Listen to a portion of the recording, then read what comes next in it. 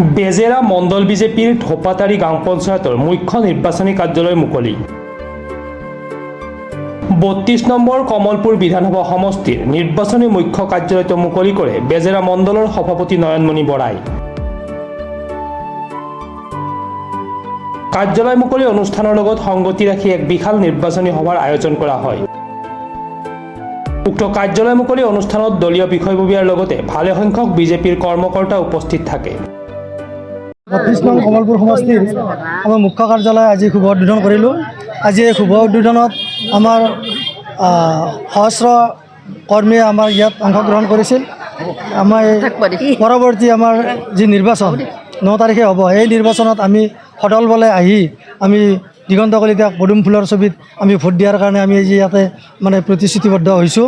গতিকে সদস্যাই ৰাইজক আমি আমাৰ তৰফৰ পৰা আমি বিনম্ৰভাৱে অনুৰোধো জনাইছোঁ যাতে গাঁৱে ভূঞে গৈ আৰু যিমানবিলাক আমাৰ বিজেপি কৰ্মকৰ্তা আছে সকলোকে আমি পদুম ফুলৰ ছবিত ভোট দিয়াৰ কাৰণে আমি আহ্বান জনাইছোঁ আৰু জনাম বুলি আমি আজিৰ এই সভাত মানে প্ৰতিশ্ৰুতিবদ্ধ হৈছোঁ। হয়, কিছু দুখ আছে যদিও সেই দুখখিনি আমাৰ ইতিমধ্যে আমাৰ মুখ্যমন্ত্ৰী মহোদয়ে এই কথাখিনিত আমাক সকাহ দিছে।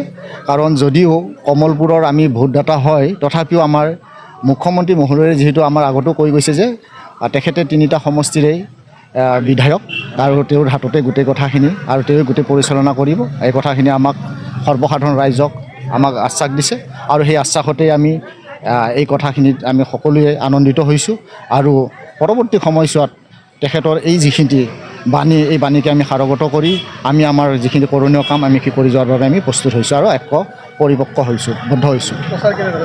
প্ৰচাৰ আমাৰ সুন্দৰভাৱে চলিছে, তুংগত উঠিছে। আমাৰ আজি ধোপাতাৰী যিটো নিৰ্বাচনী কাৰ্যালয় উদ্বোধন হৈছে আৰু আমাৰ এই কমিটিখনত প্ৰায় ৭০জন আমাৰ ইয়াত আমাৰ সদস্যৰ দ্বাৰা আমি কমিটিখন আছে আৰু এই সকলো কমিটিৰ সদস্যই সকলো একাগ্ৰতা আৰু নিস্বাৰ্থভাৱে সকলোৱে এই কাম কাজত আমাৰ জড়িত হৈছে আৰু সকলোৱে মুখ্যমন্ত্ৰী মহোদয়ক যিটো তেওঁৰ বাণী, এই বাণীক সাৰোগত কৰিয়েই যুদ্ধসদৃশভাৱে এই কাম কাজত জড়িত হৈ পৰিছে। চাংচাৰীৰ পৰা খৰ্গেশ্বৰ নাথৰ ৰিপৰ্ট, প্ৰাতঃ টাইম ডিজিটেল।